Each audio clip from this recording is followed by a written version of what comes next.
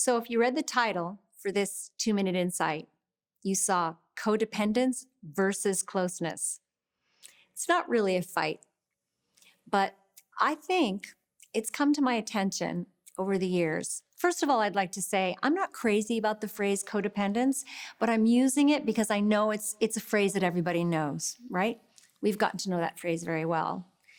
And I think that many of us are often confusing codependence with actual closeness. And I just want to spend a couple of minutes maybe untangling this a little bit. Let's just unpack it a little. We're not going to solve it. I'm not going to go into length about it. But I just want to give you maybe a few little points on your compass that you might start to notice in your own life.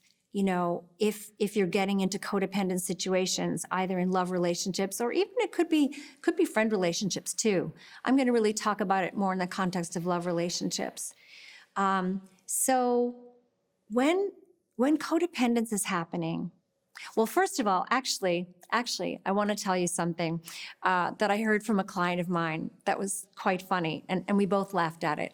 And we were talking about this kind of problematic relationship. And she said to me, I like codependence, but I don't like codependence.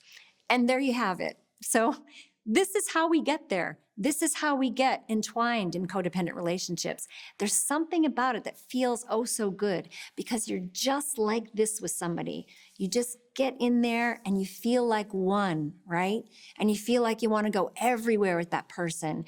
And you're doing everything with them. You're with them every minute. You're thinking about them. You're texting them 20 times a day, you know. And then after a while, here's the thing, you might start feeling like you're not seeing your friends as often and you kind of don't feel like it.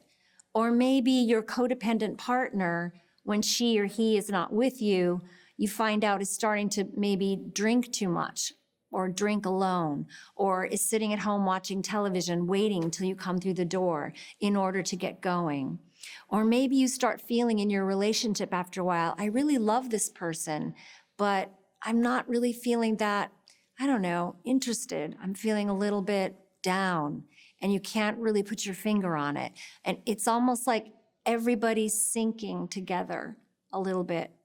And this might signify some codependence. Now, codependence is not the end of the world. Codependence is something that sometimes a really healthy long-term relationship can fall in and out of. Sometimes we can be codependent for a little while and then move our way out of it. And there are a lot of reasons that can happen that I'm not going to go into now. But closeness and codependence are different. Closeness is two separate human beings with their own hearts and their own heartbeats. Two people who have come together in love and interest. Two people who build trust together, who choose to be together because they have a lot in common, because they respect each other, because of many, many reasons. Two people who can either live beside each other and be with each other, or can also be on their own at certain times. And no matter what's happening, they're building a feeling of trust and connection and love and kinship towards that other person, while at the same time developing their own sense of self-love and being with themselves. Codependence doesn't allow for each person to continue to cultivate individuality. And this is the reason I'm doing this short talk about this is because I think this is what happens with a lot of long-term relationships. We get a little bit lazy about ourselves. We get a little bit lazy about respecting ourselves and our partner. And all we need to do is just remember, oh yeah, we're two separate individuals coming together and being close. We're close. We share secrets. We maybe sleep in the same bed every night. We build trust over time, but we're not like this. If you start to feel like this, something might need to be a little softened. Some freedom might need to be given to each other. Give some space. Allow for space. Allow for trust to build. Don't rush to everything. And we'll do a longer talk about this subject at another moment.